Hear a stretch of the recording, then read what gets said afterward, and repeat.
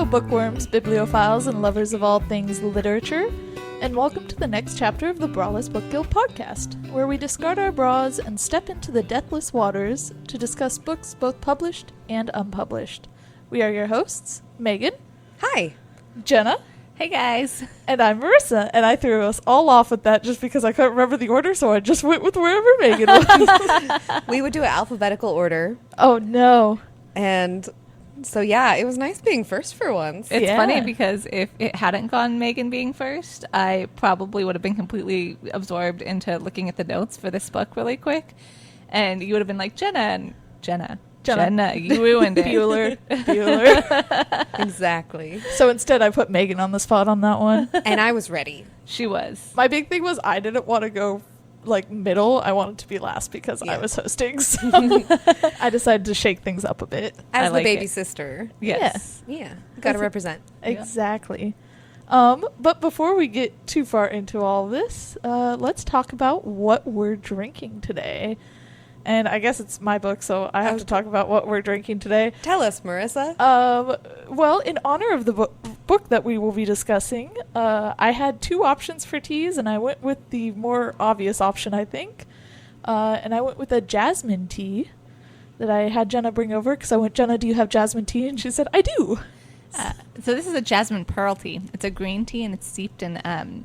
when it's dried, it's dried into little itty-bitty ball pearls, and they slowly unfurl, and you can actually steep this multiple times and get less caffeine each time, but just as much flavor and deliciousness. Well, not just as much, but flavor and deliciousness, which most teas won't steep a couple times. Is this the Uncle Iroh tea as well? Yes. Oh. We joke it's Uncle Iroh tea. Yeah. This actually, I'm not really much of a flower drinker, but because you sweetened it, it is very nice. Jasmine tea, slightly sweetened, is just... It is so it's good. one of my favorites. It tastes like spring almost to me.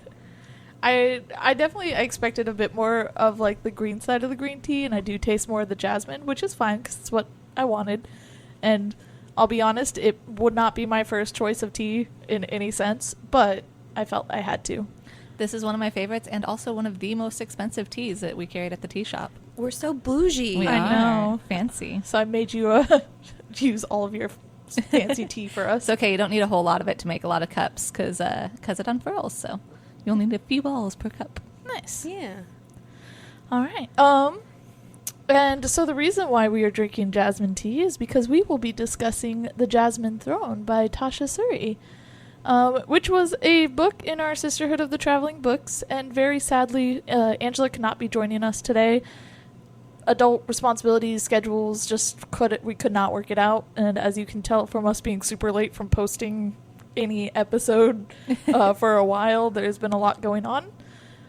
But she has been kind enough to let us know that we can discuss it on the podcast without her, and I'm sure we will discuss it again with her later on. Yeah. Yeah. But for those of you who don't know, The Jasmine Throne was my pick, and I'm going to try to summarize this book because a lot happens in it, and there's a lot going on. It's a big book. It's the biggest book of all of our books. Yeah. And on top of that, all of us have read the second book, so you have to summarize this book without giving away the second book. That is very true. So a little disclaimer going into it. We'll probably pop into spoilers pretty quickly. So if you haven't read this book, please make sure that you are fairly warned that there will be spoilers this episode. Almost, I'm not gonna say right off the bat, but very quickly into it. So I highly suggest reading the first book before listening to this podcast. Or if you don't care about spoilers, go ahead and hop right in. You're just going to get them. That being said, we will be avoiding spoilers for the second book, even though we have all read it. We might mention a couple of small hints towards it, but we won't be going into it at all. We are going to save that for another episode. And then the third, when we get to finally read that in know. a couple months.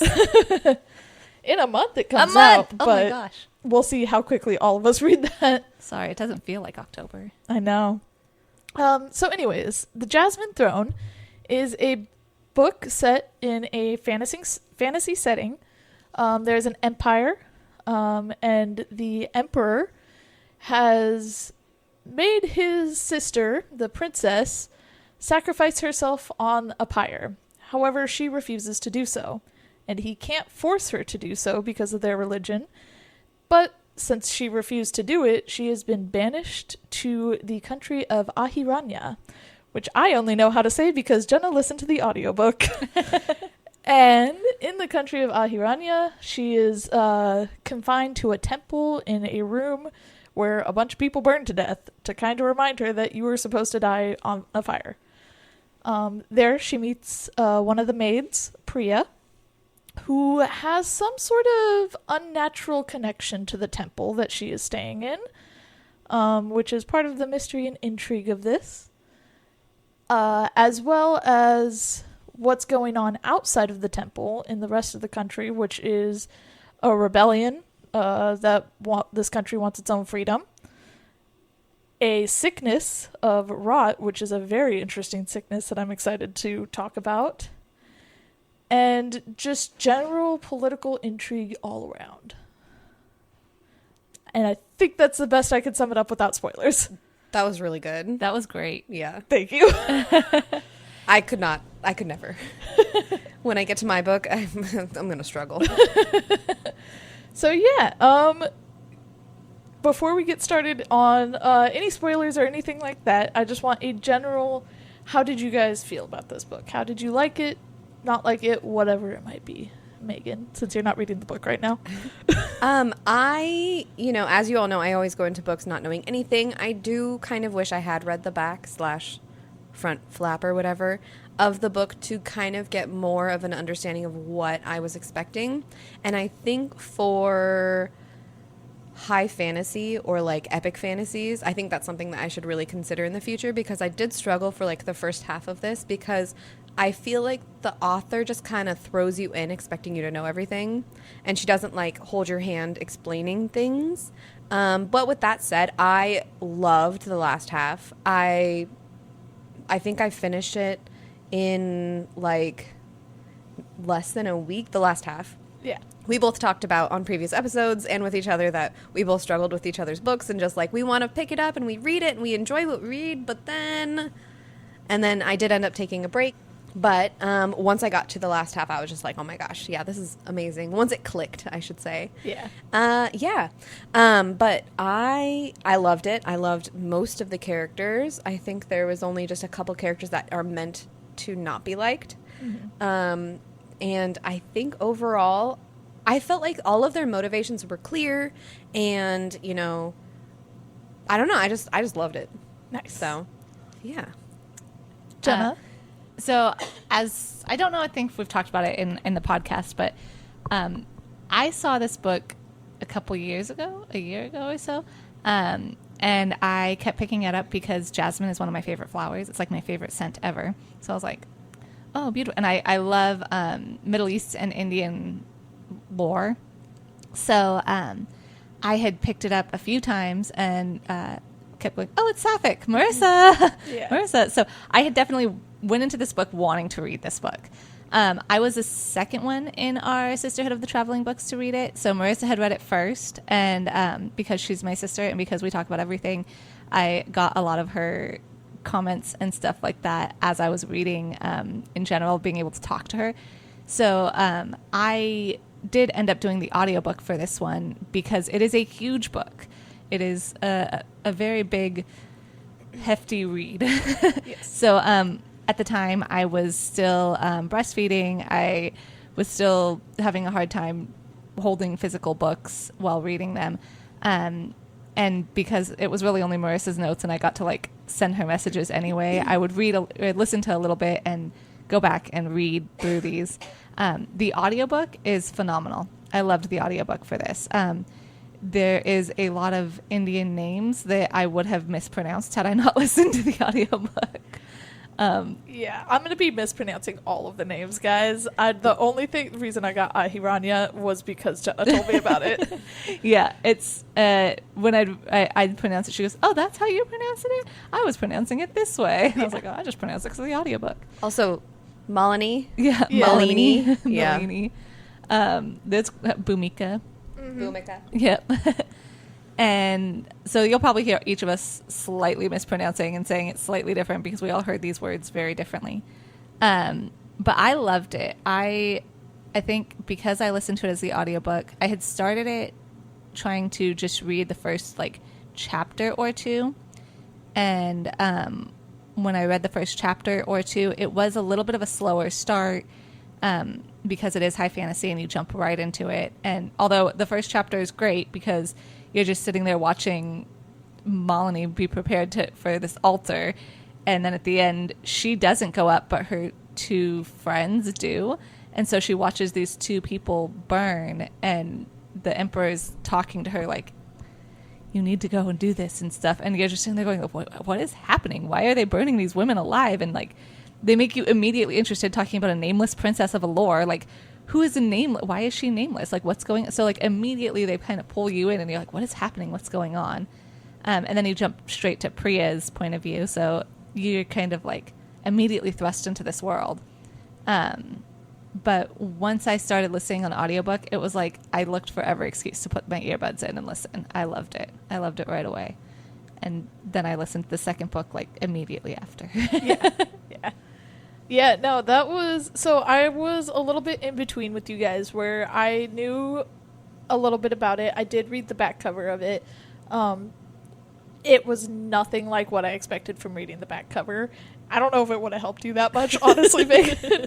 Because, like, I definitely went into it thinking it was just going to be... Honestly, I thought it was a bit more romance, which it wasn't, which is something I actually appreciated about it. But I went into it thinking it was just going to be this back and forth perspective between Priya and Malini, however you pronounce it. And it was... like gonna be like, you know, the princess and mysterious person, and it was way more than that. Yeah. So I agree that it was very confusing at the beginning. It was a lot of trying to figure stuff out. I compare it a lot to the Priory of the Orange Tree in that fact. Same. Of like, I have no idea what's going on. This is kind of frustrating. That being said, I really enjoyed it. It was probably one of my favorite books I read this year, and I, like Jenna said, was sucked in. It had such a good start of, like, people just burning because they're sacrificing themselves and this weird disease is going around and there's a lot of stuff going on and what's going on and I need to figure it out. And it was, in my opinion, this was a good kind of mystery. Yeah. We talked about June Farrow and it was just frustrating because people weren't talking to each other, where this one was just frustrating because you're an outsider looking in. And you're trying to figure it out that way. Yeah. Yeah, there was so much history that they didn't really go into. I mean, a lot of times authors will just like info dump history at you, and this one she does a good job of giving just enough that you're like, something more is going on. I want to know what's happening, but not so much that you're like, oh, I totally get what's happening. I know what's going on. Like, even as far as into book 2, you're still finding out about like the Yaksa and what happened in the past and like all of the setup and pretty much their world. But like, I said this before about, I think it was Priory as well, where it's like you learn this is what everybody else is thinking. Yes. Now what is actually happening is what you want to find out. Right. And so I think this first book is definitely like a setup of like, now you know what other people think. Wait till you learn the truth. Yeah. And I think that's great. I love that in a book. And there's a lot of mysteries that are like included in the book itself, and a lot of questions for the readers, but not to the point that you're just like overwhelmed. Like, for me, it was the perfect blend. Like, we always compare it to Priory, but, like, it was the perfect blend of, like, you have all these characters who have their own motivations, who are trying to do their own things, and, you know, going on behind the scenes, very Game of Thrones as well, where, you know, then as you, like, learn more about these characters and you realize how they're all connected with each other, the mysteries slowly start unraveling, to the point where I'm just like, okay, we got one, now what's the next one? Yep. Like, especially with, we'll go into the spoilers later, but yeah, there's so many points where I was just like, okay, we got one answered, next one, let's go. One of my favorite notes, reading through the notes from you, Megan, it was towards the end, but you were kept writing, like, whenever chapter would change, and you're like, no, I want to know about Priya. What's going on with Priya? And then you go to the next one, you're like, that was a good chapter. Now Priya? Yep.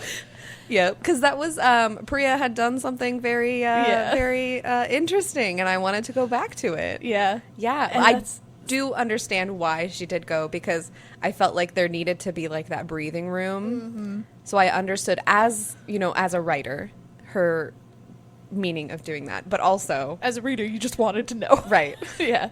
You know it's a good book when you have multiple points of view and you care so much about one point of view but you don't hate the other points of view. Yes. You're not Yeah. like, sometimes you read a book and you're in one point of view, and like I did that with Game of Thrones when I was reading Game of Thrones, especially in the first few books, where I'd be like, I don't care about John's point of view at this point. Like, Yeah. I just didn't care about his storyline at that time. So I only wanted to care about Daenerys or whatever. Mm-hmm. And so I'd be reading it and I'd be like, oh, it's easy to put it down right here because I don't really want to get into this point of view. that was me with Davos in Game of Thrones. Yeah. When he first showed up, I was just like, oh my God, he's just like a sailor. Oh my gosh. And he's missing the tips of his fingers. That's so, and now he's like my favorite character. Yeah. And the only one I care about. Yeah, but it's funny because, you know, as you get into Game of Thrones, and obviously you start caring about all the points of views, but like I from this point into it, I think what it is they start out early enough with the main two enough that you care about, and then like the side ones felt like they were giving you something that you needed for the plot for the main two. Because like at first it starts with like I think Vikram or something for a second. Oh yeah. And then He was pretty early on, yeah. It's so funny because I think Ashok. that was something that we all commented on, was that none of us expected there to be so many different points of view in the book. I was Right. going to ask you guys what you thought of that.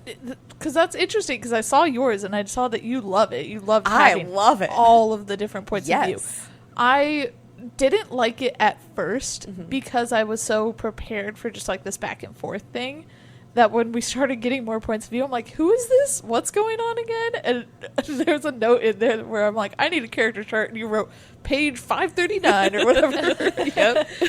Like, because it's something that, like, yeah, there's so many different characters and so many different pieces of the puzzle, and you're trying to figure out, okay, which one's a significant one, because there are some points of view in this book that are throwaways.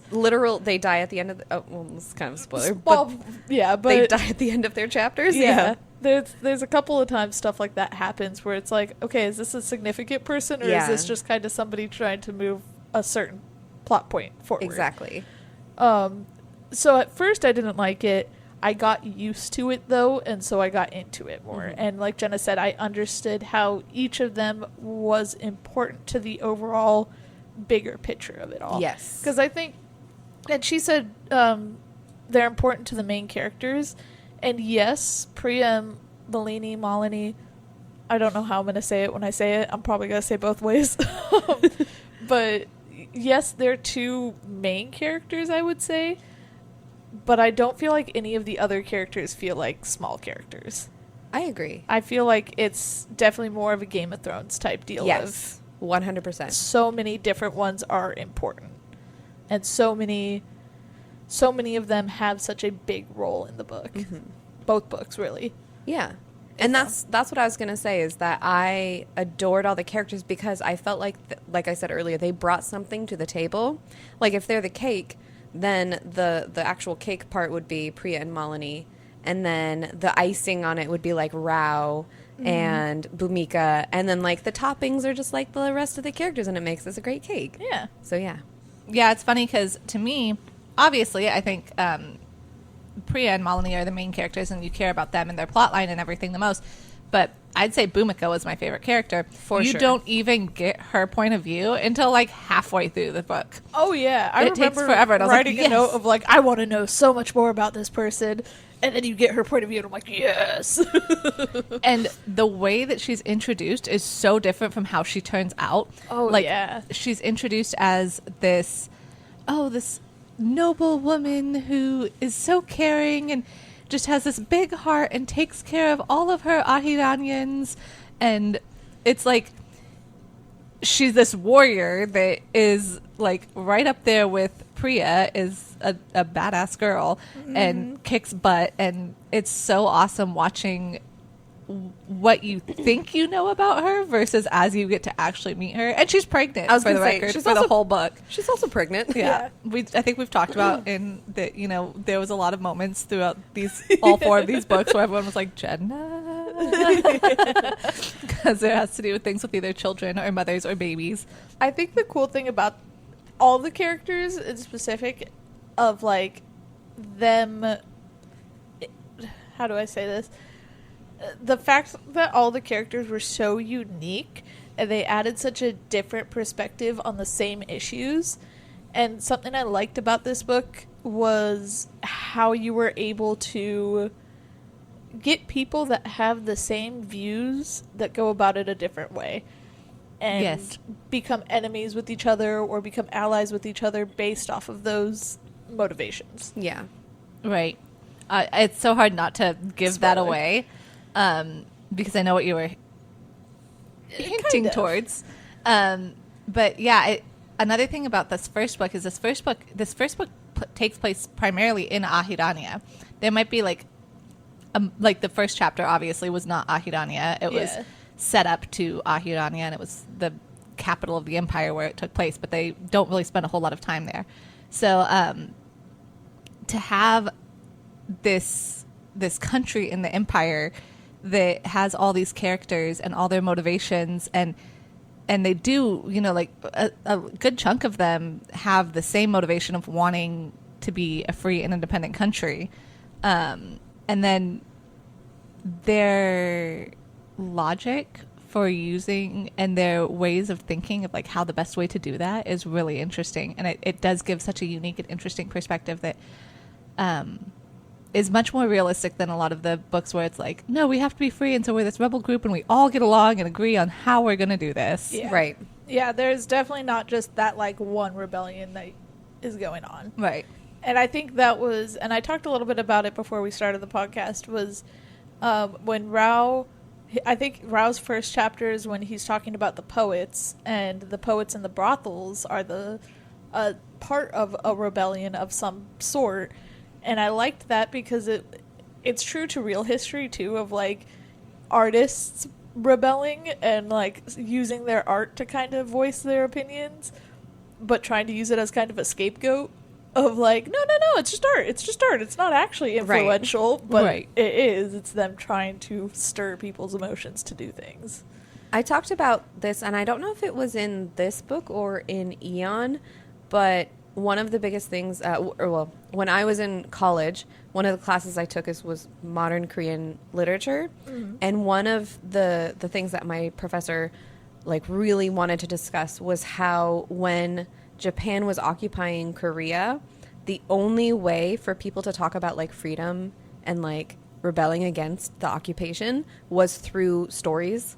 And all of like the modern Korean literature was basically during that time of the occupation. And so you're right, like maybe not specifically paintings because we didn't really discuss that, but we read a lot of stories where it talked about like, oh yes, we have these great people who take care of us, but also they're really bad. Yeah. And here's how we can get rid of them. So it was really interesting, like as you said, seeing it through history. Yeah. And being able to match it to what I know from college. Yeah, and I think a lot of literature classes teach you that too, of like, we make fun of them of like, oh, but why are the curtains blue? It represents this. Right. It's like, yeah, there's like ridiculous ones like that, but there's so many stories out there that are like, they weren't allowed to say this, so they said it by saying something else. Yes. And I like that, and I think I liked that was represented in this book. Yeah. So Bhumika was your favorite character. Who was your favorite character? It was a tie between Bhumika and Rao. But I also really did love Priya, and I really want to discuss her like in depth when we get to the spoiler section. Yeah. Because I have so many thoughts and I have so many feelings about just her as a character and how the writer portrayed her. So, yes. Yeah, we'll get that in the spoiler. I agree. I think Bhumika was my favorite character as well, for the reasons that we said of like she put on this like expectation versus what she really is. Yes. And also when we get into the spoilers, I have more to say on her. Yes. Yeah. But yeah, I think Bhumika ended up being my favorite character as somebody who has a sister, and the fact that she was seen as a sister to I don't know if it's a spoiler saying who the other character was. So she was seen kind of as like a sister to Priya, a family member in some way. I think that's something that I related to a lot with her, was it's a sister. They had this kind of like family tie in a way, even though they weren't blood related. It was kind of more of a like, Yeah. you know, you picked on each other, but you helped each other out anyways. And Right. stuff. And that's, I liked that dynamic a lot. And that's another thing, is just like family itself is such a big part of this book. Like, even not just, I'm trying to think of like the scene that I'm thinking of is in the second book or in this one, but I think it's mostly in this one, is just, you know, you have the three characters who, you know, have this family ties, even though they're not blood related. And then you have, like the people who look up to Malini and want to like free her because she's being imprisoned, but they all grew up together. And you've got your literal family of Malini and the Emperor. Chandra, yeah. Yeah. And Aditya. Aditya, who comes up later in the book, and we'll talk about Yeah. that too. Yeah. But then and like even past that, like you have, like in a way, Rook becomes part of a family in that Yes. too, because he's this kid that's been taken in by Bhumika, and by being taken in by her, you become part of the family. And he also thinks of Priya because she's the one who took him to Bhumika as like an older sister, or like not a caretaker, but like someone who he can trust. I like the way family is. It's such a big word that has so many definitions, and she uses it in every definition. Yes. sense, where it's like, you have the people you were raised with, you have the people that you were blood related to, you have the people that you consider family, and you have the people that like become your family. There's just so many different ways that she includes it in there, and you can relate it to everything. Like, you can Yeah. relate it today. Yeah. Exactly. Yeah. Yeah, she does a really good job. I think that it's interesting because we've all talked about how we love the trope of found families. Yes. And this is such an... This takes that to the next level, because For sure. there's not only the found family that you had in the book right now that she's like building and finding, but her found families that they had previously, that they were raised with, that became their found families when their real families were either absent or Chandra. I just realized Malini even calls the women who burned on the pyre for her heart sisters. Yeah. Yeah. Yeah, those and them themselves, like those characters, even though obviously they die in the first chapter, they're still relevant throughout the story, and I Yes. think that's crazy. And speaking of family, that's part of an like one of the Heart Sisters is the reason why there's an antagonist in this book. Right.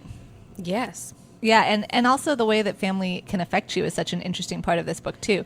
Yeah. And the Heart Sisters, like, you can tell the love and caring that they had for each other, for Malini and for the nameless daughter of Allure, and I forget what there was a name for the other girl. I forgot her name on the top of my head.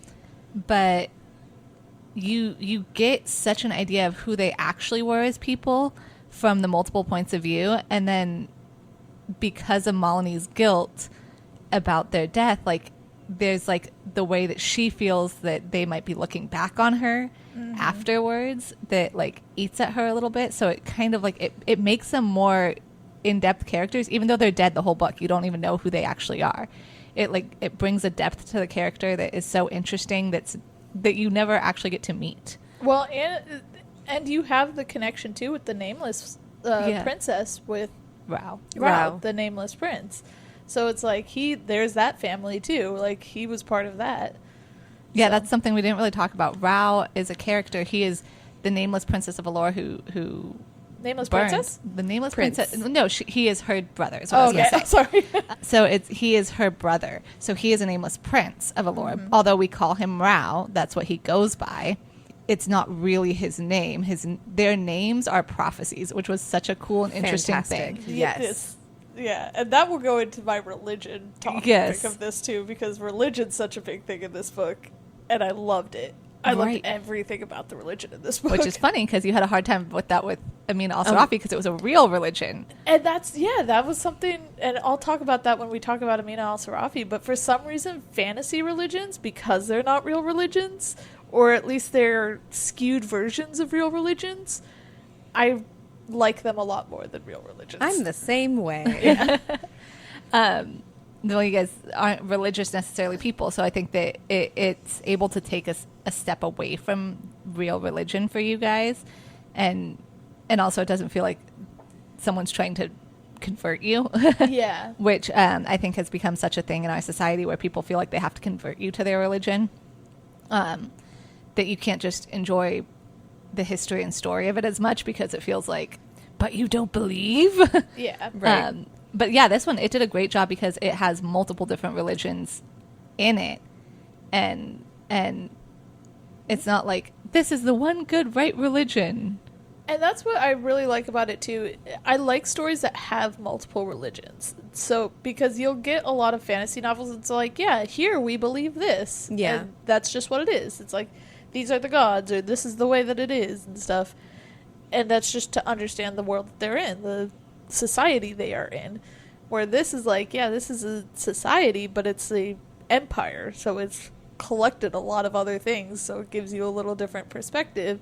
And the other thing is, like, their religions are pretty insane. Yes. Dude. Like, Well, so the main one that Chandra, Emperor Chandra, Yeah. his, I will say, because he even bastardized his own religion. Yeah. Because they even talked, like, they went as far as to talk about him taking something that he felt was, should be done or happened a long time ago, and he was like, no, we're going to, like, take this literally. yeah. You must burn, as the mothers burned. I think that's the thing that I really liked about that part of the religion is that, and they talk about it a little bit more in the second book, so I won't talk too much about it, but the reason why Malini got banished rather than killed is because she has to sacrifice herself. Yes. Because their religion is based off of sacrifice. Right. Not, and it's self-sacrifice. It's not, It's I'm your sacrificing choice. you. You have to sacrifice yourself. Yes, you have And to if you choose to sacrifice. don't choose to do it, then it doesn't work. As a woman, though, women are the people that sacrifice. Yes, only women. Because they're the mothers, quote-unquote, sacrificed themselves. And once again, going into big lore and spoilers and stuff, so we won't go into it too much, but the mothers sacrificed themselves to help the people of the empire. Yeah. And therefore, it is seen as a powerful and righteous thing to do. Right. But I will say the interesting idea of that is it seems that in the empire, the women don't have the power. No, they don't. It's like, they're like, oh yeah, we worship you because you guys are so amazing, but we do everything and we tell you what to do. Yeah. Yeah. So it's so interesting to see, like, how they revere these women. And yes, if you do sacrifice yourself, you're considered like this amazing martyr. But then But we treat you terribly when you're... when you're alive. yeah. Yeah. Jenna's eating food and she wants to say stuff so badly. Let's change the topic really fast. Talk about food. Because Jenna's in the middle of eating baklava because Megan was amazing and brought over baklava, and it's such good food, but you cannot swallow it fast. No, and it sticks. Yep, and it I sticks. still have some in my teeth. I can feel it. Oh yeah, I'm loving it, but I'm taking like tiny little bites off. Yeah. We talked a little bit about the fact that Marissa didn't even like Indian food, so we ate Indian food for dinner together for this. And Marissa didn't even like Indian food until this book, but the way they described Indian food, she'd be like, I'm craving Indian food. And so she finally texted me, and was like, Jenna, let's get Indian food. And my husband was so mad because it's his favorite type of food. And years of living with Marissa, we would never eat Indian food because it wasn't her favorite. I mean, we did, but if we were all eating together, we'd be like, oh, Marissa doesn't like Indian, we'll get something different. Yeah. So he's like, years of wasted opportunities. What did we order today? What was it? The tiki. Yeah, it was a chicken breast tikka sizzler is what they call it. It was so good. It's really good. It's like a tandoori chicken My mouth is watering. with we already ate. it has like peppers and onions and cilantro, and it's really good. It's just Marissa's not a big curry and soup person, so this is kind of the one that I was like, let's try some tandoori kind of meals because I thought you'd really like that. And Yeah. it was really good with some naan bread, but fabulous. Oh yeah, naan bread was the only thing that I knew I liked from Indian food. 'Cause you can't go wrong with bread. Who can't. doesn't like bread? Yeah. And Anyways, you were really excited to say something about women sacrificing themselves, Jenna. There was a quote early on in the book, and I remember underlining it, and I like put a note, and I was like, this speaks so much, because like Chandra, it's like literally in the first chapter, Chandra said something like, as holy as a woman could ever be. And it's like, that just speaks volumes to where women are in society, not only in this fantasy novel, but in general, like how men have thought of women as you can't really necessarily be holy or be important or be special. And so when they sacrifice themselves, it's the holiest they can get. And obviously in this religion, these women are like made to think that. And throughout this book, you find that Chandra, it's not just these two princesses and Malini that he's trying to sacrifice. He's sacrificing women all over the country. That's second book. No, is it in the second book that you find that out? Yeah. I think they make mention of it at some point throughout it where they say something about the very last line of the book, was book him. one, was him being like, I'm gonna get her. Yeah, Oh, okay. The very last thing was... Sorry, spoiler guys. We'll cut it. Chandra just kills everyone. Yeah, Chandra's crazy. He's like got masochism. No, not masochism. Sadism. Yeah. And megalomaniacal. Yes. Like, very much. Yeah. You don't get... It's interesting because as much as this book is about, wanting to take him down, you don't get much of him in the first book. Yeah. It's all... And like I said earlier, this book is a setup of Very the much. world. Yeah. So you're learning the world of it. And it's very interesting because we talk about the different religions, but you mainly get that religion, the Empire's religion. You're learning about the Yaksa, And but- Ahirania's history. yeah, but you still Ahirani- don't really but you still understand don't it. know and that's partly because they got rid of that history. Yes. They erased it when Ahirania was conquered, basically by the Empire. They erased their history, and that's why the Ahiranians are rebelling. Is because they want the freedom, they want their history back, they want their culture back, and they've kind of been reduced to just like the pleasure house country of the Right. Empire. Do we know, because they always talk about the Age of Flowers, when that ended compared to when the book starts? Like, how, to me, it felt like a very long time ago. I think it wasn't, I don't think it was in any of their lifetimes. Okay. I think that's what we're getting at. Now, there is something that happens, and we'll talk about it more in the spoiler section, but there's something that happens, and it was part of what I told you I liked having skimmed through the book again, that... Should we get to spoilers now? Do we want to jump into spoilers? Because I can jump into spoilers. I was going to say just something that's totally... We've made it pretty far without spoilers. I'm proud I was of going us. to say, yeah. Yeah, definitely. I think we're ready for spoilers. I was going to say an interesting thing for Ahirania that's not really a spoiler. The whole idea, and kind of, I'm kind of surprised that we haven't really fully gone into this, is what happens and where Malini is imprisoned is the Hiranya. So Ahiranya is literally, the Hiranya is their temple of the Yaksa and their history and all of this stuff. And all you know is that people burned there. Like the children and all these people died in this the temple children. And that's really all you really know about it, but that's their history, their religion, their big thing, and their entire country is literally pretty much called of this temple. Yes. So their whole world is built around this temple, and I loved the way that it was written that way, because that shows how important their culture was to them. This is how dumb I am, and it's also partly because I didn't listen to it, and I didn't know about it until you listened to it. I did not put together Ahiranya and the Hiranya. Oh. Because I kept seeing the word Ahiranya, and I knew I was going to pronounce it wrong, so I pronounced it completely different, so I never put two and two together. So it's funny because it did take me a little while before I put together that they meant so much, and it probably was when I listened to it and I was like, oh, Ahiranya, Hiranya. Like listening to it said that way made it very obvious to me. But yeah, it was one of those things where I was like, oh wow, like this is their, and even like their forest, the way they talk about like their forest and everything like that is it's just a part of their world and system. Okay, Yeah. prior to going into the spoilers really quick, guys, can we talk about the rot? Oh my gosh. Yeah. Okay, so without the spoilers of it, because we'll talk about more of it in the spoilers, but what's going around in Ahiranya is this disease called the rot, which you find out about in Priya's chapter for the first chapter. And basically, plants are growing beneath people's skin. And So crazy. bursting through their skin until they die. And it's the way she describes it. And Heebie-jeebies. it was so good. I loved it so much because it was so creepy and like cringy in a good way. And I loved all your guys' notes were like, this is nightmares. These are fueling me with nightmares. And the entire time, like, I'm loving this so much because they describe like you can see a leaf just beneath the first layer of skin or whatever. Yeah. And it's about to break through. And it's like, God, that's got to be so uncomfortable. Right. I have, what's it called? Trypophobia, where it's mostly holes, like consecutive holes that you can't like look at.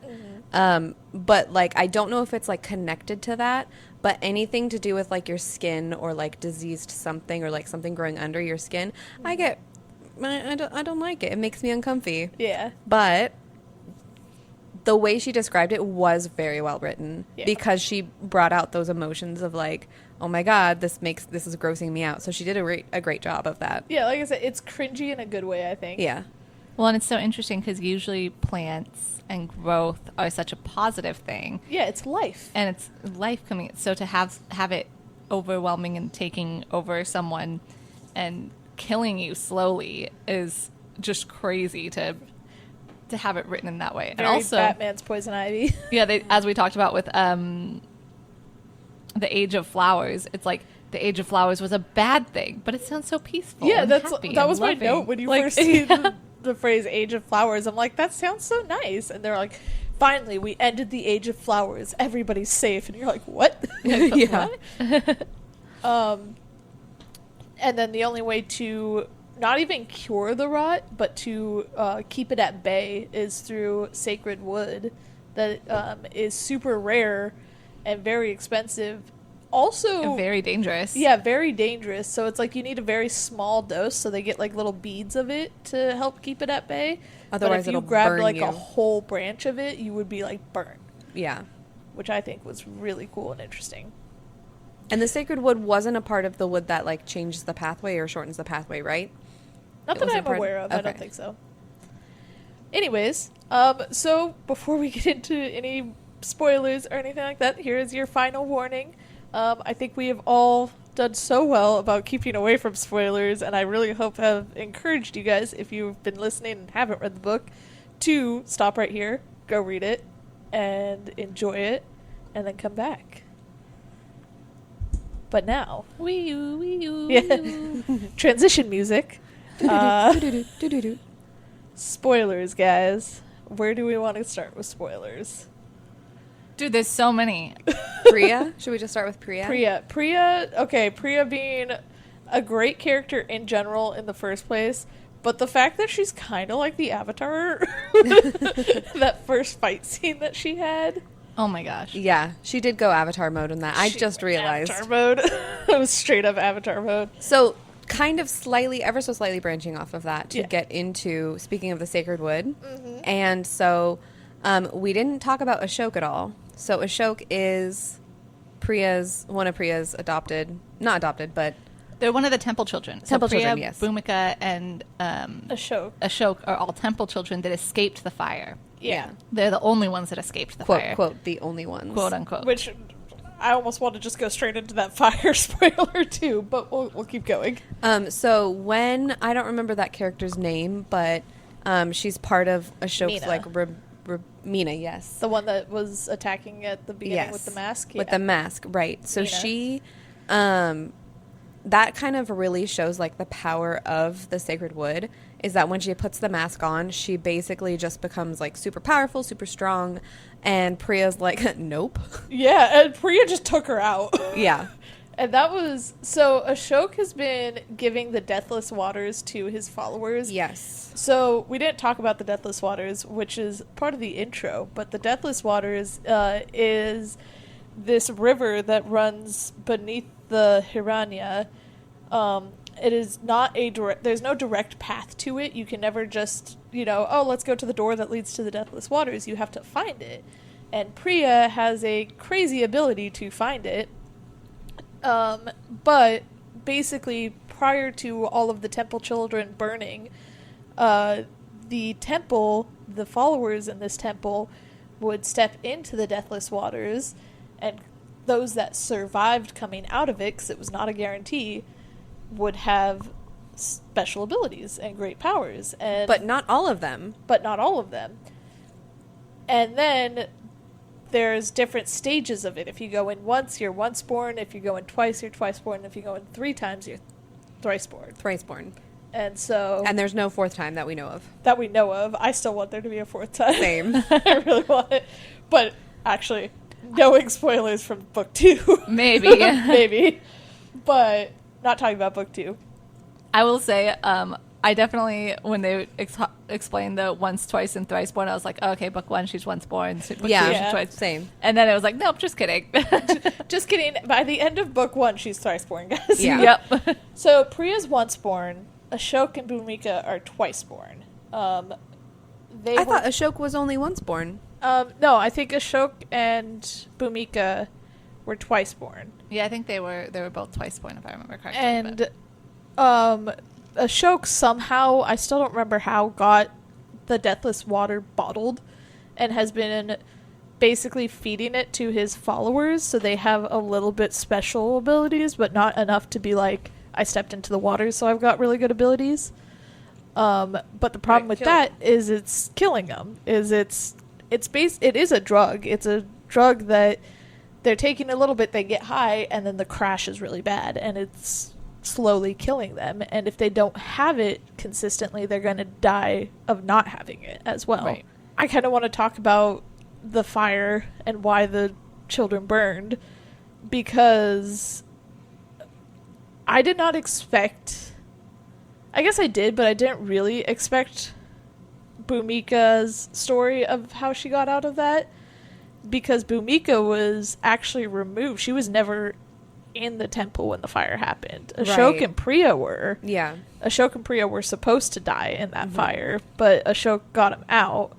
Bhumika left the temple and its whole practice early on because she was basically noble born in Ahiranya, so her family pulled her out.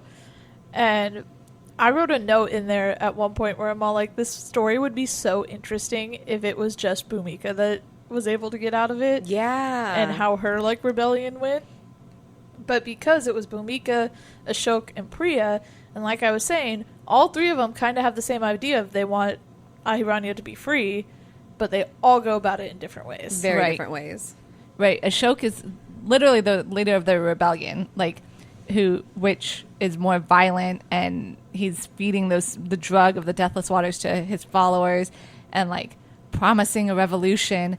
And then Bhumika is just trying to save her country, which is interesting because her husband, she marries General Vikram, who works for Chandra and the Empire, and she's trying to save them by being pretty much a snake in the grass.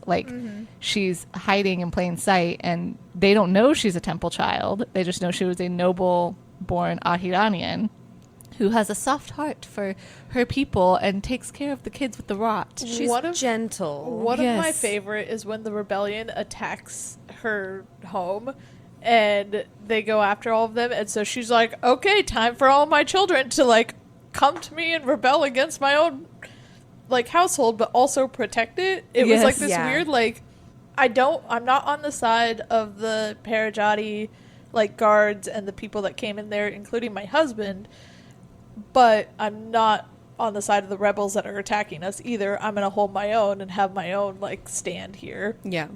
And then her husband comes and is all like, what the heck are you doing? This is not your place, and blah, blah, blah. And she's like, well, you had a chance. Yeah. Yes. I'm in charge now. I did my best. I love how she warned him. She's like, hey, yeah, there's rebels out there. They're going to get you. And he's like, I don't believe you. And she's like, nah, man.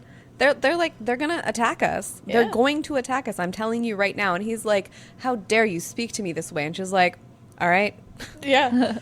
I loved that. Really what it was. She tried so hard. And I like the fact they mention it somehow. I can't remember how they phrased it. But she tried to love her husband. She tried to, like, fit into this world of being like, maybe there can be, like, peace and harmony with... She didn't hate her husband. No. It was like she had this, like... And he wasn't necessarily like, he wasn't a good guy. Right. Yeah. But he wasn't exactly, like... He wasn't abusive or anything like that. He was just very much, he had his misogynistic ways. And he's passive. And he was passive. Yeah. And so I think, and to be fair, he resented it because he was sent to Ahiranya, which, as I said, is kind of like the pits of the Empire. Yeah. And so he kind of felt insulted being sent there. So he kind of was, But he was, like, also, like, clinging to his, like, little place of, like, I'm in charge of this. This is what I can control. Right. This is my area. There was that one guy, the I don't know if he was like another general or something. The guy who brought Malini? Yes. Who was like trying to stake his, like, oh, well, I'm better than you. And Vikram was like, no, you're not. Is it like Jivan or something? No, wasn't Jivan Jivan is her bodyguard. Her bodyguard. Then who's the other? I don't know. It was the one that you said, I guess he's not the big bad guy, the second one. Yeah. Yes. Because I thought he would be a bigger character. I thought he would be like the... who's that one general from Avatar The Last Airbender that was chasing after them? Oh, General Zhao. Zhao. Yeah. Zhao. I thought it would be more like that, where it was like he is a big bad. Well, I thought all the big bads that I thought were in this book were not the big bads. Yeah. I think it was great, too, because, like, you have, like, these people that are, like, the antagonists that are just people you hate. So you have that guy that was trying to take over and stuff like that. You're like, I have no reason to root for you.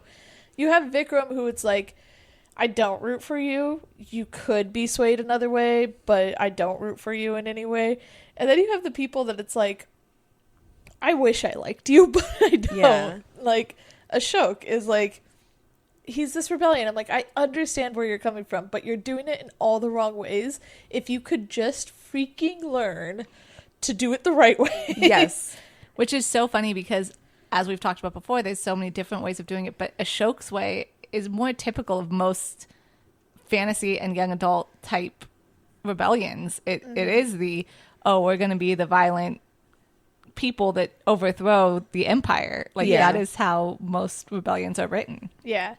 And I want to talk about some of the notes you made, because it's something that I want to talk about with the romance as well. But regarding Priya's character and how Priya's basically just everybody's trying to use her. Yes.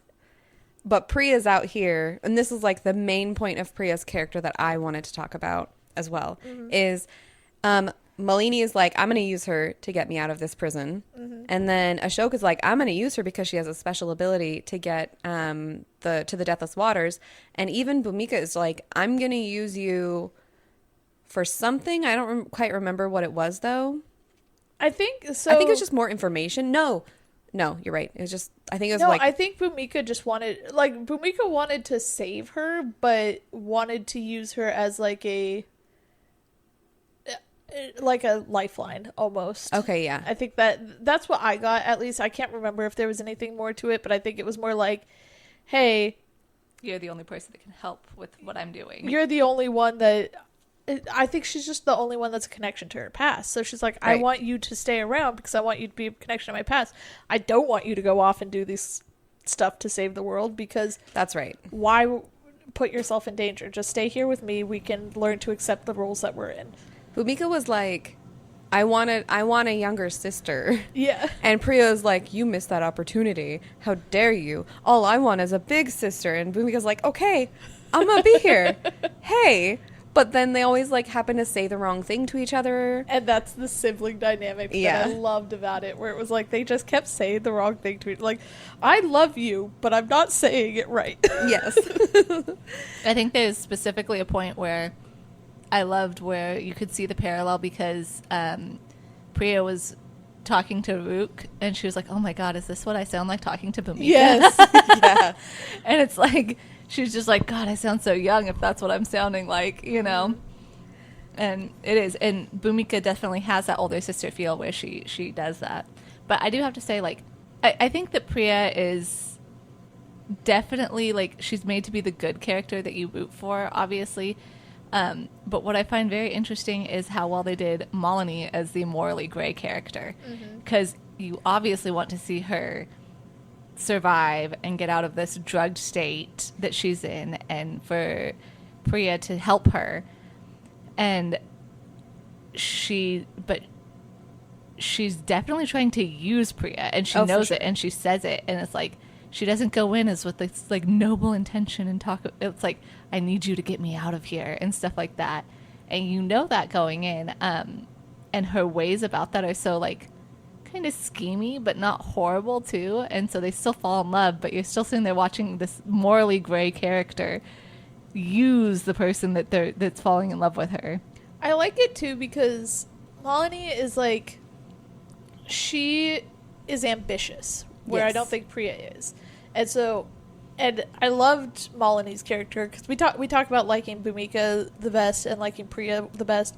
Malini's character is so interesting because she has the trauma, and some people could have been broken by that trauma, but she turned it into drive, and she has the whole setup to be a great villain. Yeah. Yes. And honestly, to a lot of people, if this book was written from a different perspective, she would be a villain. She would be such an intriguing villain.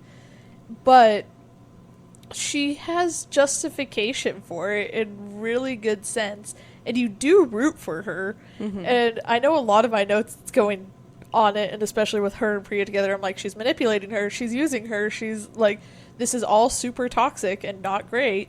But the thing I appreciated about it was that Priya never fell for it. Yes. So that's what I wanted to say earlier when I talked about everyone wanting to use her, is that Priya knew, and she's like, no, to every one of them. Yes. Every single one of them. Even with Malini, when she's just like, yeah, you're using me, but I know you're using me, but I'm going to use you and myself to get us out of here. And I'm going to do it for myself. And I guess you can tag along. And even when Malini was like, you know, I need you to get me out of here. I need you to save me. I need your help. Priya's like, why? Yeah. Like, she's like, just because. And, okay, I have to say also, I love that, like, Priya was just like, yeah, I'm attracted to you. Like, it wasn't like I can't say this. You'll think less of me, which obviously, homosexuality was not well accepted in Malini's religion, but Priya's religion, it's fine. But Priya's religion, yeah. But as Malini's religion, it wasn't, which is the Empire's religion. So the prevailing religion at this time, and the fact that she's speaking to someone of that religion, to just sit there and be like, well, yeah, I'm attracted to you, duh. But that doesn't mean I'm going to put my life on the line to just get you out of here. Right. Beautiful. So it's funny because we talked about her knowing that she's being used and stuff like that. And you had talked about Priya saying, like, I know you're using me, but now I'm going to use you. But she doesn't do that quite the way it sounds. And there was a dialogue scene between Priya and Malini where Malini says something like, then use me back. Yeah. And Priya's like, what do you mean? She's all like, I'm using you. What do you want from me? What can I do for you? And we'll make this a trade. And that's where Priya says, I want Ahiranya to be free. Yeah. If you leave here and you take down your brother, whatever happens, Ahiranya is not part of the Empire anymore. Yeah, exactly. And so I liked that because it was all, because even Malini was like, fine, use me back, like quid pro quo. Yeah. Right. To go off the feelings, my first note in my notebook of like what I wanted to talk about was I loved that there was no wishy-washiness about Priya's feelings, and she wasn't surprised to know that like what she wanted. Like, she knew pretty quickly she wanted Malini. Yeah. And I love that because so many books that I read, they're just like, I don't understand. He's looking at me in a way, and oh, what is this feeling in my chest? And Priya's like, I want her. She's hot. Yeah. Sure. Yeah, I'd do her. And I was just like, yes, this is what we need more of. Yeah. Not this like confusion of I don't understand why this dark-haired shadow daddy is making me feel these things. And I'm just like, yeah. Yeah, no, she was very accepting of it in the forefront. And she was very much trying to figure out the mystery of her. And I never felt like there was any power dynamic struggle between them. I always felt they were on equal footing. I think with the drug, though, the needle flower, I think but I think that was something that could not be helped. It had to be done. So I do think that Priya at one point with the needle flower did have power over her, but she didn't use it. No. Yeah. Yeah, I think they were both equally vulnerable and closed off to each other. Yes. And that's what I liked about it a lot. Yes. There was another part in there where Priya and her were talking about, like, their different societies and how they were raised in different ways. And I liked that they talked about the religion and how Malini's religion was no homosexuality. Yeah. And Priya was like, oh, shoot, like, maybe I shouldn't have said this to her. But then Malini just, like, brushed it over and... It's like, tell me more. Exactly. And she was not even... It wasn't even like she was surprised. She was just kind of like, oh, that was accepted at some point? Like, she knew who she was already. She just didn't realize it wasn't accepted. Quick question, then. And this is something that I thought was obvious, but I'm wondering now, what was the sin that Malini... like, had, or that she did, the sin, that made Chandra want her to... She wanted to overthrow him. Oh, that was it. Okay, because she was already like, I'm done with this guy. That's right. I think it was also, in a more general sense, I think it also was just the idea of her being a strong and independent woman. Yeah. Oh, yeah. In that general sense, because when she was a teenager, even before he was coming to power or anything, the fact that she was like, and this might have been in the second book when she was practicing with her friend's swords or whatever. Yeah, that was the first book. And like he punished her for that, for being cut off her hair or whatever. How dare she do something outside of womanly duties, essentially? Because that's how Priya was able to tell Rao that she was with. Because Rao was part of that story, right? And so Priya, when Malini sent Priya to go talk to Rao. That's how she proved I knew who she was. Right. So I guess my original thought, and this might be because I was thinking of Prior of the Orange Tree as I was reading this, just in comparison, was I thought she and her heart sister had like something going on. Mm-hmm. So I thought it was a little bit of like, oh, that's the sin of she wanted to be. And I felt like they alluded to that. They definitely alluded that she knew pretty early on that she was attracted to women. Okay. Yeah. So she could have been. Yeah.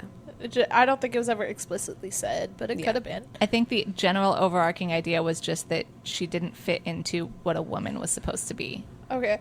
So going into the Heart Sisters, one of the most heartbreaking moments of this book, I think, was when she was talking to Pramila, who is the mother of one of her Heart Sisters, the one that was named. And she told Pramila that the last thing she said was she wanted her mother. Yes. And I'm like, oh my God, that was terrible. Yeah, Pramila herself was just a really mean character, but did she deserve that? Like, I don't know. Part of me was just like, heck yes. Yeah, slap her in the face. Like, punch her. Yeah. That's all I wanted. She just needed a good punching, but then also I was just like, dang. Right. And then Rao talking about his sister, and because we talked about how their names are their fates, and his sister always knew her fate was going to be to sacrifice herself on that. Yeah. And I'm like, that's got to be so harsh. To know that that's where you're gonna end up. Yeah, because he's like, some people's names are curses. Right. Yeah. And it's like, gosh. Right. I thought, and I made multiple comments in here, like, gosh, we're gonna have to wonder for 3 books what his name is. I right. know. I'm so happy we did it. So happy that we figured it out at the end of this book. And I was like, thank God. And then they like, it's time for you to know my name. Next chapter, someone else's point of view. What?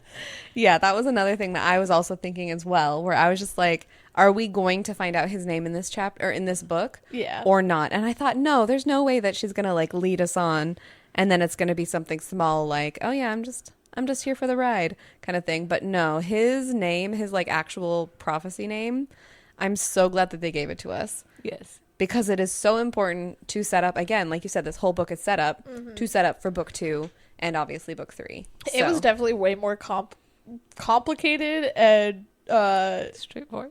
Not straightforward. Actually, the opposite of straightforward than what I thought it was going to be. Because it was like, it said something like she who names herself when she burned. I don't remember the exact thing of his name, but Jenna can try to look it up.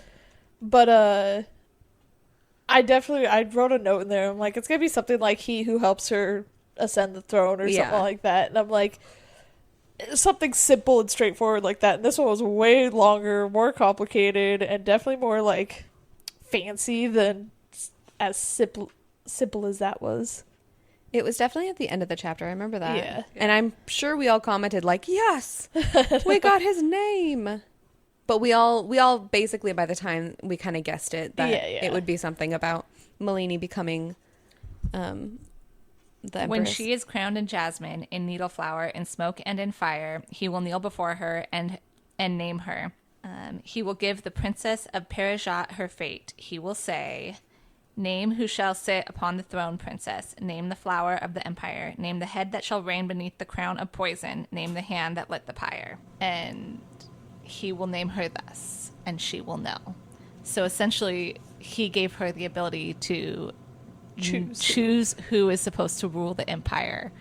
And so it was funny because it wasn't just like, you will choose the empire, but it does say like who lit the pyre, and she's the one that lit it. So she knew that like I could still give the credit to her brother, which I thought was something very interesting because we didn't talk about Anita, her other brother, too much, because her whole plan, you think about it, you think it would be, oh, I'm going to overthrow my brother and take the throne.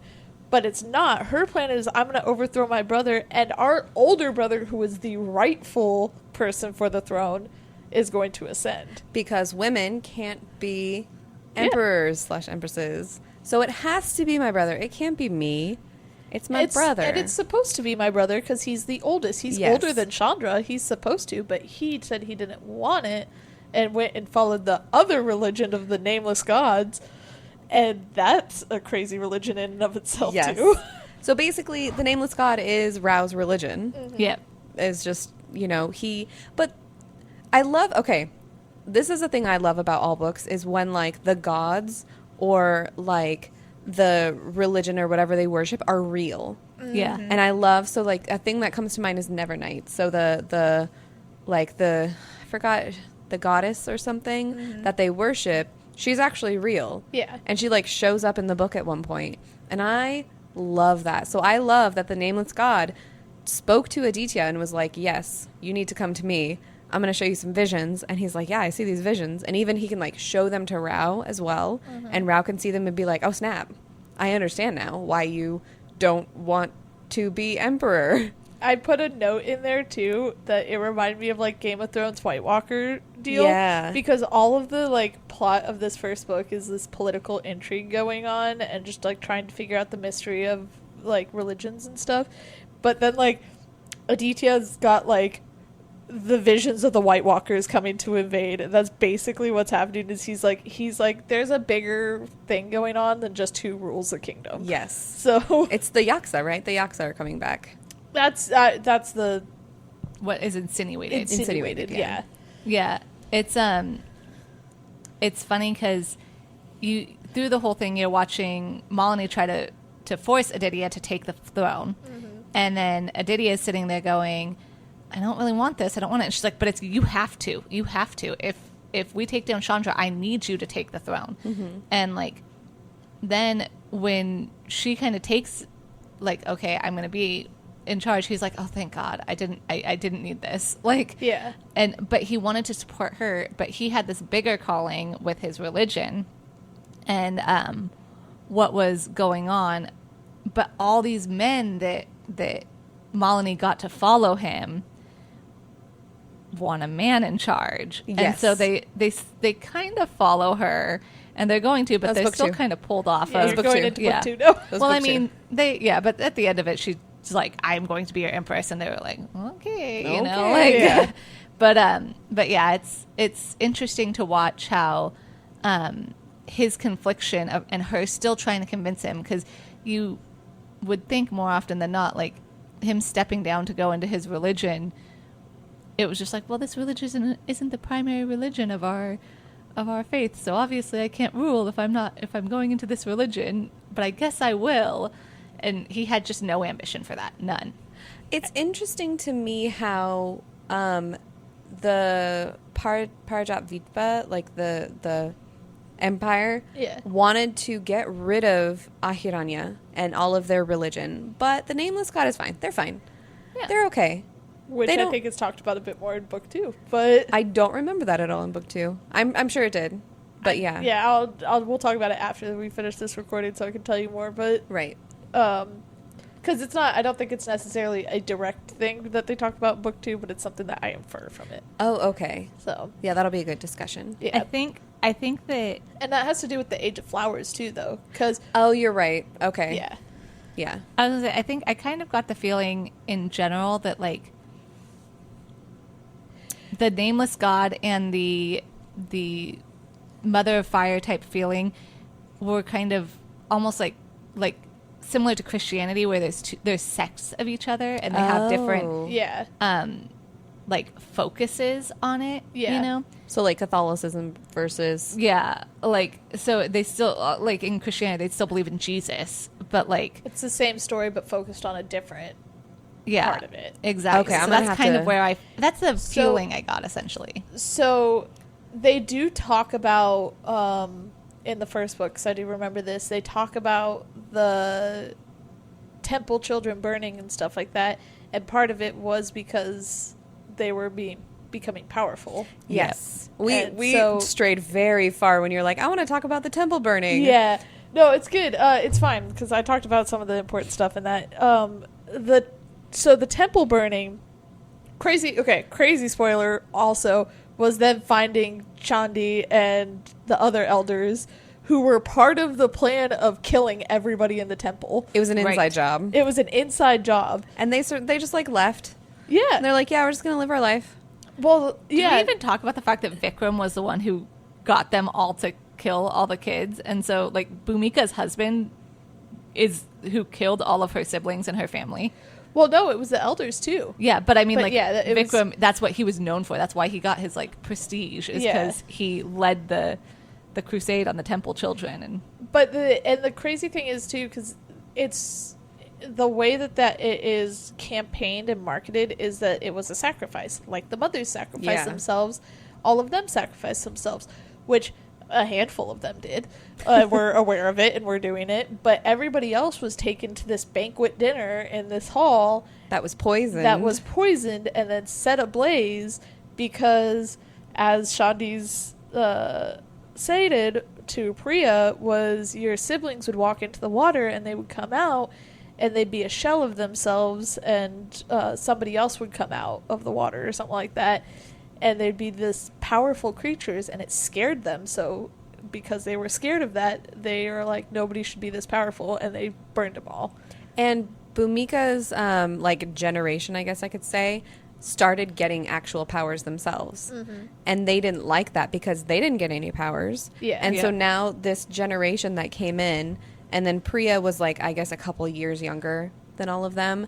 And that when she came out, then she was even power because she was super powerful because she could find the deathless waters, because potentially she was... So Priya was special because she was born. Supposedly special because she was born in the temple, which is rare for them. Usually temple children were children given by their families or something like that. They were orphans, or they were like people that were trying to appease the Yaksa and stuff like that. So they're all like, we worship you, here's my child to follow in your footsteps, be an acolyte to you and stuff like that. Where Priya was actually born in the Hiranya. Yeah. And therefore, that's why they think she has such a special connection, and the Hiranya answers to her, and they have this some sort of thing. Which we didn't even talk about. What's the place that they all go to in their dreams? Oh, yeah. Oh, they have this special place. It's the waters. Yeah, so basically anybody who's walked through the Deathless Waters, so Bhumika, Ashok, and Priya, can all meet in this, I had it. It's A? No, or is it?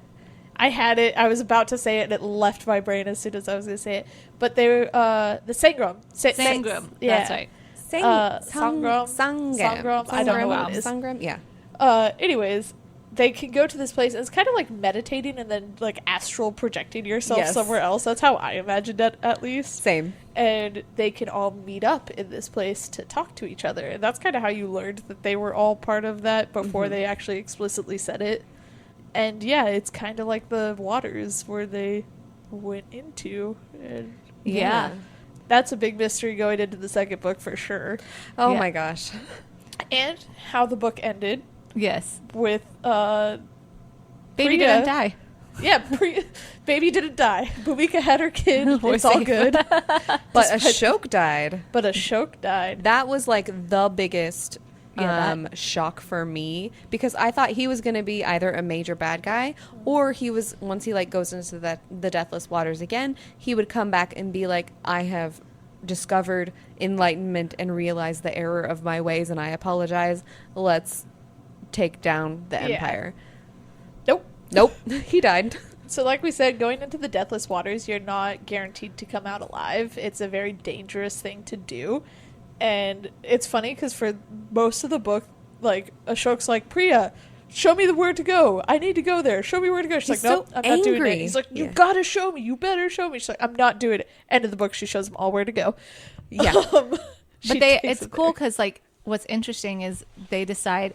So Bhumika, Ashok, and Priya are the temple children, and really like are the only ones that have a right to the water. Yeah. But they decide to let his followers enter too. So they kind of rebuild their temple by Right. allowing these people who have been consuming the Deathless Waters to enter and try. I Yeah. thought that was a choice. Yeah, it was. But It is, but they allowed him the choice. yeah.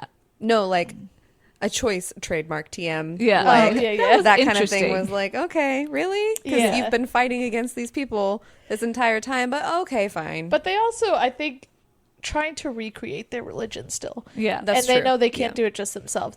And the cool thing is Bhumika and Priya come out of it thriceborn, and they are like the elders now and rule over them. And it was cool because it ends with them like in the temple, like in their regalia and stuff like that of being worshipped in a sense, Right. which is crazy.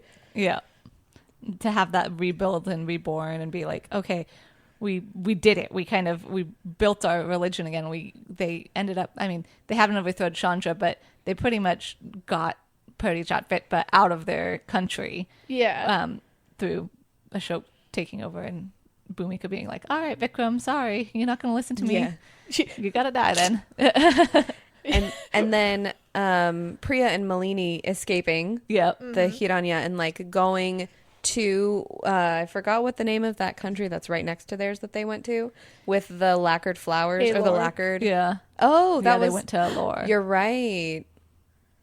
And then proceeding to burn down the entire city. Yes. Well, it was a very flammable city. The second they walked in, I was like, why would you make an entire city out of actual like lacquer? And then they're like carrying candles around, and I was like, oh my God. Oh my God. Yeah, it's a death trap. Oh yeah, I do like how because like I talked about, the book has a romance, but it doesn't focus on the romance It's so too much. subtle, yeah. I loved that, and I Same. liked how they kind of ended it, where it was like this mutual understanding of like, I liked that neither one of them were like, I'll stay and help you, or I'll go and help you. It was Yeah. like, hey, you got your thing to do, I got my thing to do. We'll meet up later. Yeah. But if you need me, let me know. Yeah, Yes. exactly. Yeah, I like that a lot. They did a really good job with that. Where you're still kind of like rooting for them, but you know that they got other stuff to do. Yeah. Yeah. You're rooting for them individually as much as you're rooting for them together. Yes. Exactly. Yeah, Which I I liked. agree. All right. Do we have anything else we want to talk about? Let me I go feel to like my there's notes. my notes. so Yeah. much, but I also don't. I have a lot to say in book 2, and I don't want to get into it too much. Yes, we didn't talk about Rao's feelings. There was one point where we were all at one point was like, Rao is totally in love with Malini, totally in love with her, and then 2 pages later we're like, maybe is it Aditya that he's in love with? Yeah. I know, because I was the first person to read the book, so I wrote the comment. I'm all like, is it because he loves her? And then like you like flip over the page, it's like, or Adita? Yeah. Yeah. And I loved that part. And then my favorite comment that I put in the book myself, because I was just like, I'm just so funny, was the quote was, "The first time Mulaney learned how to hold a knife was also the day she learned how to weep." And I was just like, she must have been cutting onions. So that was I loved that quote just as a general thing. But I was like, yeah. There's a lot of really good quotes in this book, honestly. For sure. And the imagery in this book was so beautiful. Like, one of the first comments I make is how beautiful it is already. And like I said, it made me want to eat Indian food because it made me really hungry. You know what's really funny is that both of you guys struggled with certain things about her writing style. Like Marissa said, she'd repeat words sometimes. Oh, that's true. Or you did the M dashes were bothering you and stuff. You know, another beautiful thing about listening to this book, didn't catch any of that. Same. So when Not a single thing. I did the audiobook for the second one, and I was like, I don't know if her writing has improved or if I just don't notice, because it's fantastic. It was like listening to my favorite person read me a beautiful bedtime story the whole time. I just loved it. Yeah, I think there was a couple of things that I was scared of with this book when I went into it first, which was the size of it was intimidating. And then I'm always scared to read a book with a feminist message because I'm afraid it's going to be too much Men suck. the wrong way. Yeah, like there's no good male characters because all men suck and we need to overthrow them because they're terrible and stuff like that. I was so afraid it was going to turn into that. And there was a couple comments in there. Yeah. That you were just like, does all the men suck in here? And then we were introduced to Rao and you're like, I guess not. Yeah. I think there's just, I read too many books like that where I'm a feminist, but in an equalist way, not in a like rage against the patriarchy way. Yeah. Which is interesting for me. But I play a barbarian in D&D. I was going to say, are you going to rage on Saturday when we have D&D? Only against the patriarchy. Only against the patriarchy. And so that's what I was afraid of, was there was going to be like, I wasn't going to like this book because it was going to be too much female-centric. Yeah. And it wasn't. It was a nice balance. I think it did well. I agree. As I said, my favorite character is Bhumika and Rao. So but Rao is like, he's like the, what's it called? Like the golden retriever. Yes. And I'm a sucker for any golden retriever character. The thing I really liked about Rao and reading Rao's stories and like his points of views was that he was definitely he was with a sage, literally, but he was the sage in the philosophical part of it all. Yeah. Yeah, I liked that. I also, speaking on the feminist point of view with it, is that we talked so much about how different each of the characters were. There were such different forms of feminism through it as well. Yeah.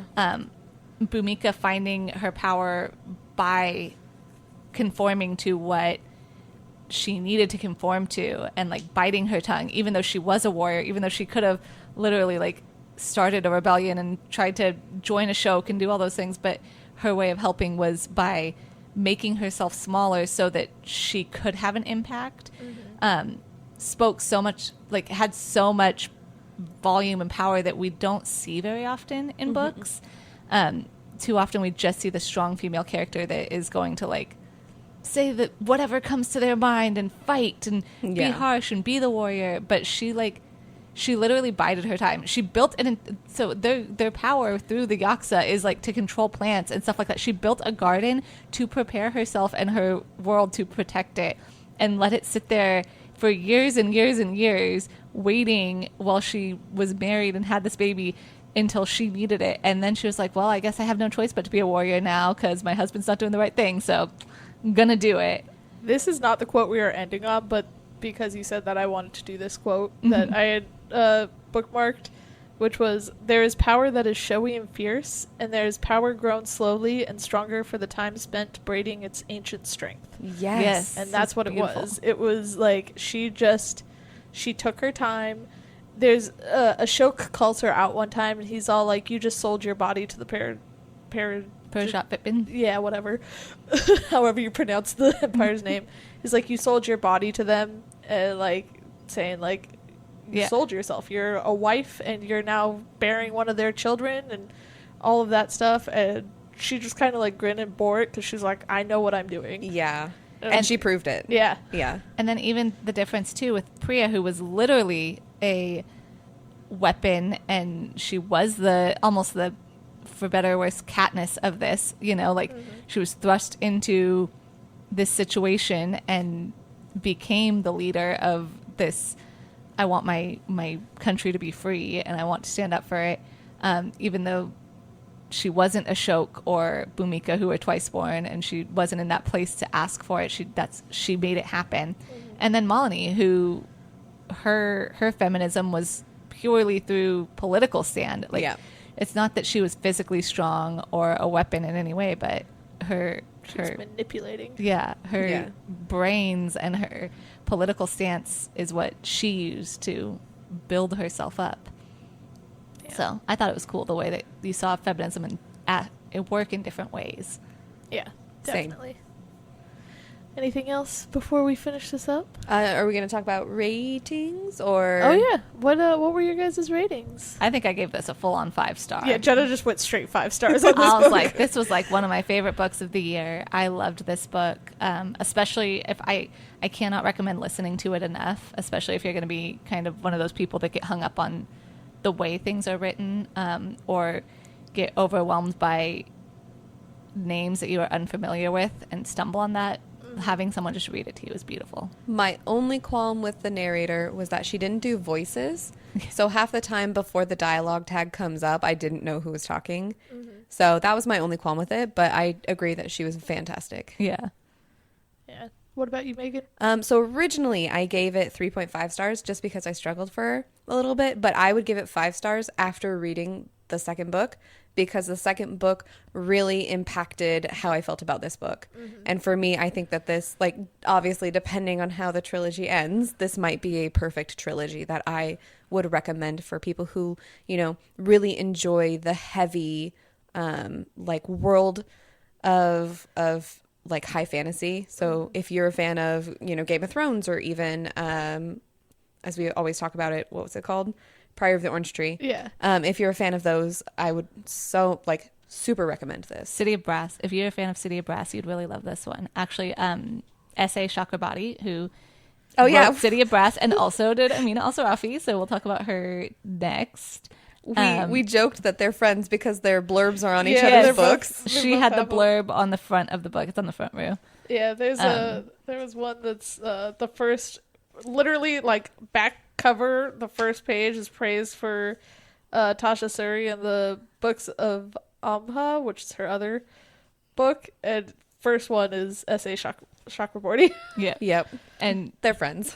I loved her books. I love her world building. I love all of that. And City of Brass is another kind of perfect trilogy for me when you get into, like, I know Megan's only read the first one, but when you've read all three, it also has the similar where everyone's so different and there's so many different conflicting religions and viewpoints and all of that. So yeah, I'm so glad that your rating went up, Megan, because I was so afraid reading this book where I'm like, I love this so much and we've been praising it so hard, like, all year. This whole year has just been like a book recommendation for the Jasmine Throne. And then you got it and I'm like, she's gonna hate it just because I have low expectations for things. Yeah.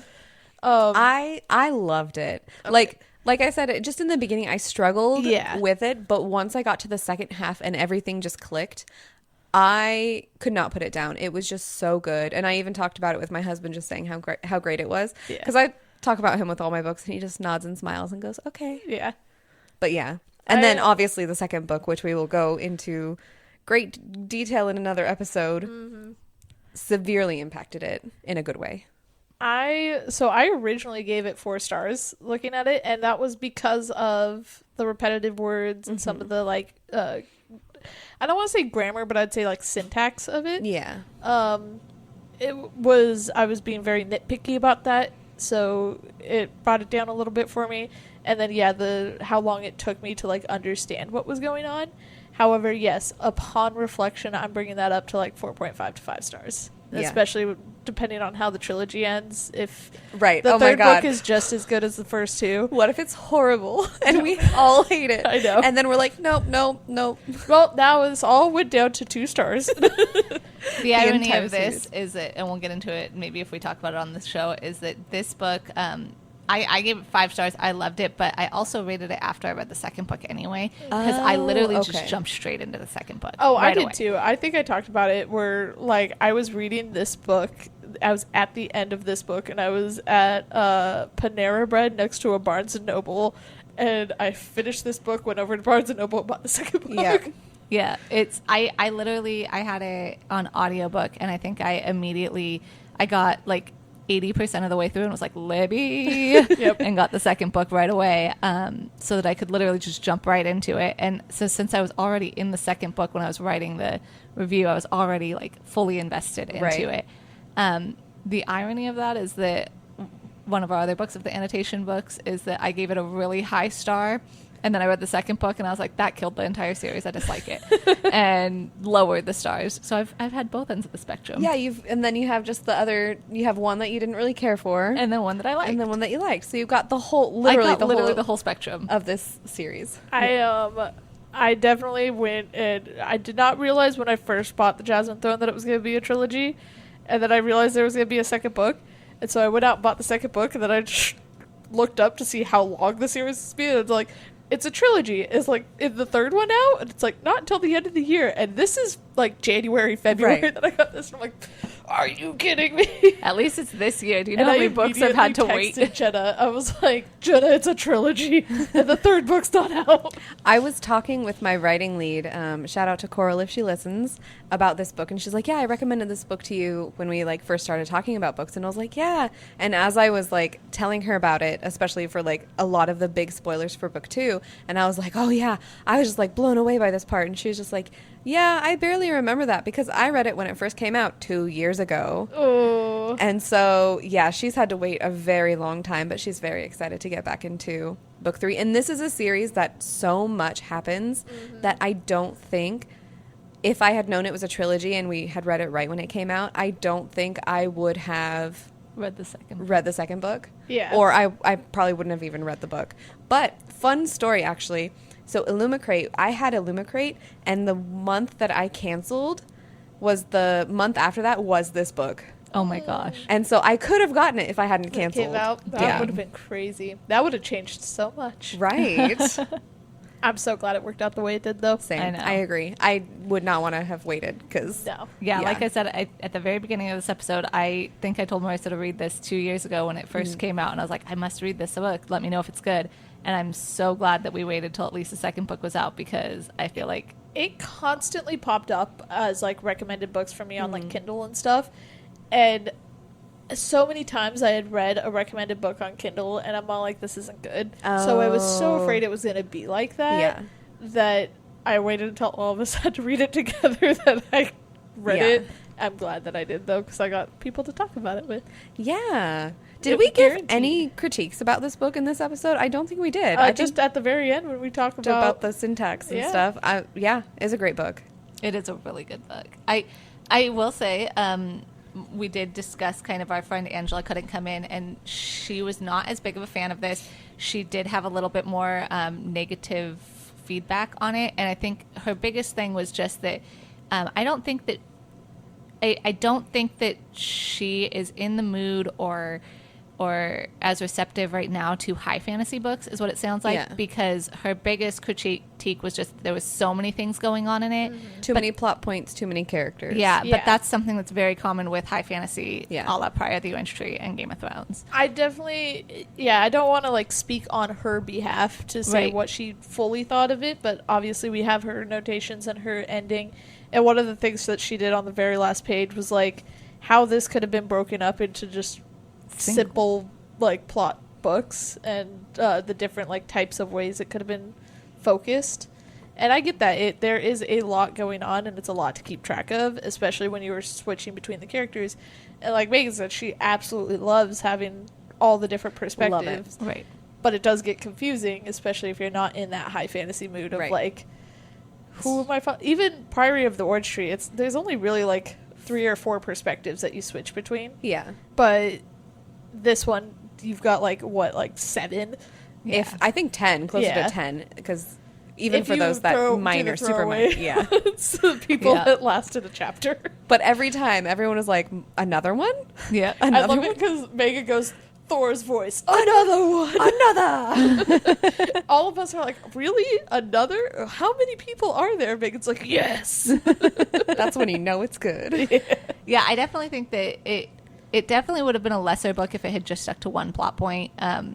But I could see that's the only reason that I want to bring it up and say anything is that if you're the type of person who doesn't want a heavy book with a lot of plots, or you're not in that mindset, get yourself to that mindset before you read this, or maybe just don't go into this book, because it is going to be something where it's not a simple young adult, straightforward, we're overthrowing the empire, and that's the only plot point. Which is what I thought going into it. When I first saw this and I first saw it being recommended, I thought it was going to focus on the Priya Malini romance. I thought, from reading the back of the book, I thought that this was going to be the princess is in the tower. She is this wizard that lives in this tower, but is like disguised herself as a maid, and Malini was going to convince her to take over her brother, and they were just going to go overthrow the brother, and that was going to be it.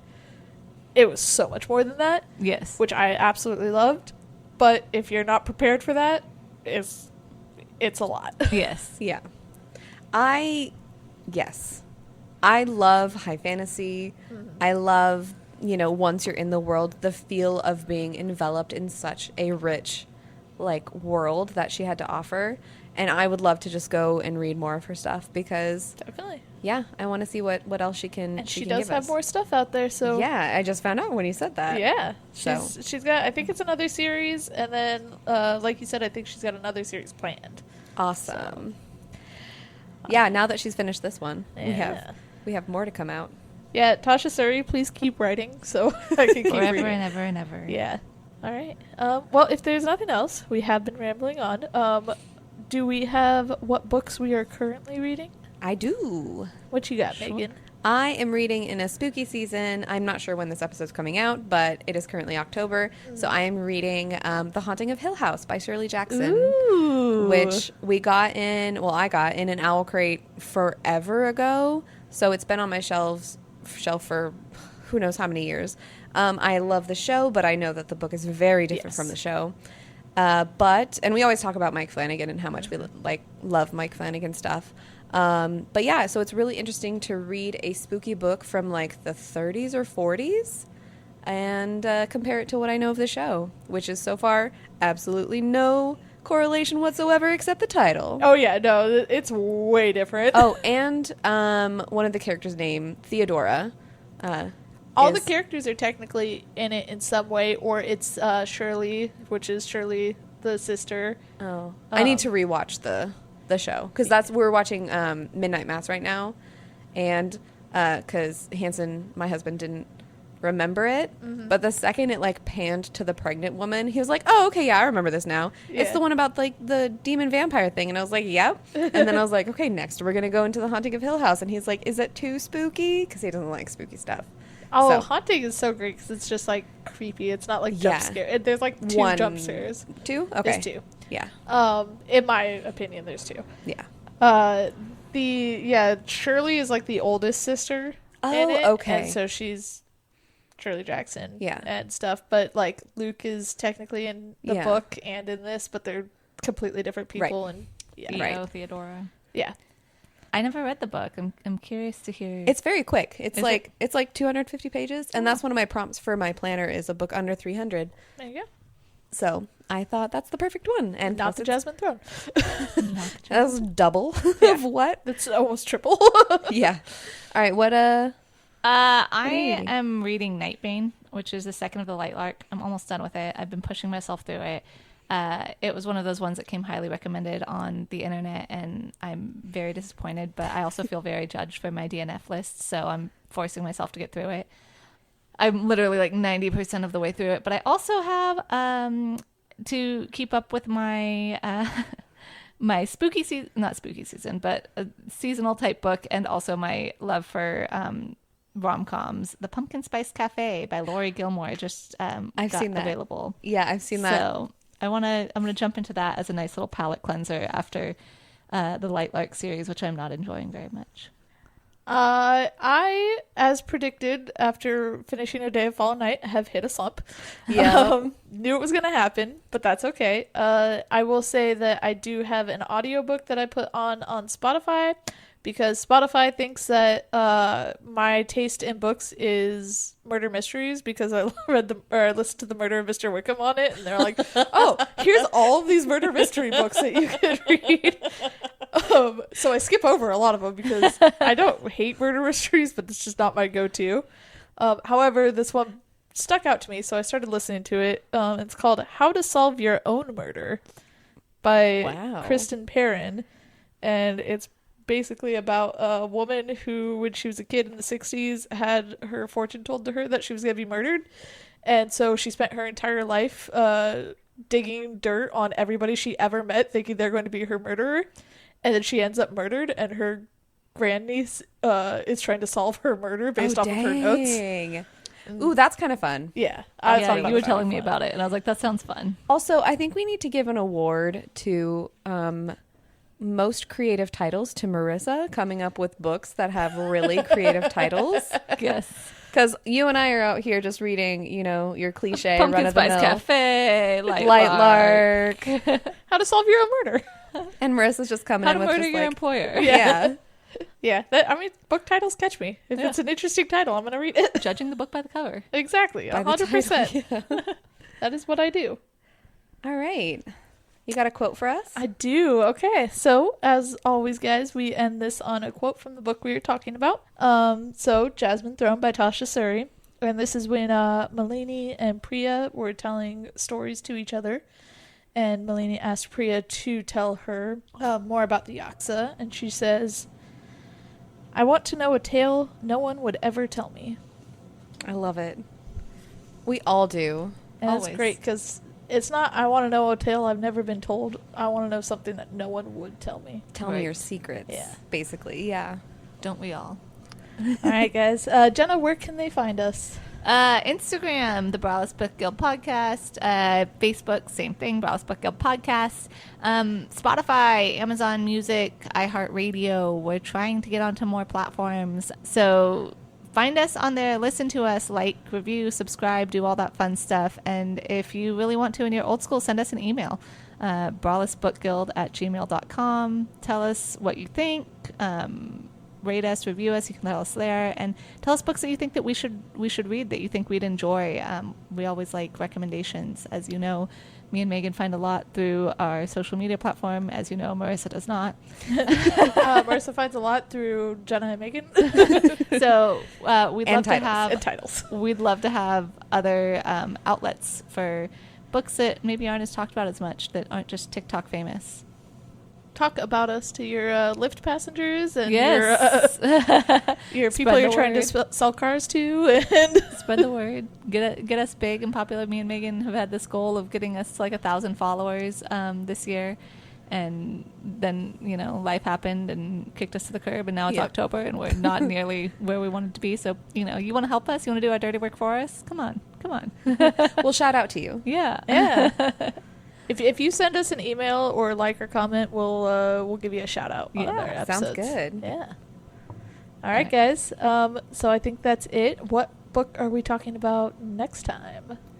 Should we do Eon next? Okay, we're going to talk about either Eon by Alison Goodman or The Adventures of Amina Al-Sarafi by S.A. Chakrabarti.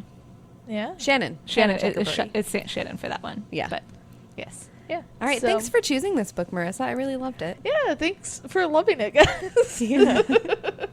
Thanks for reading it with me. Until next time. Bye. Bye. Bye.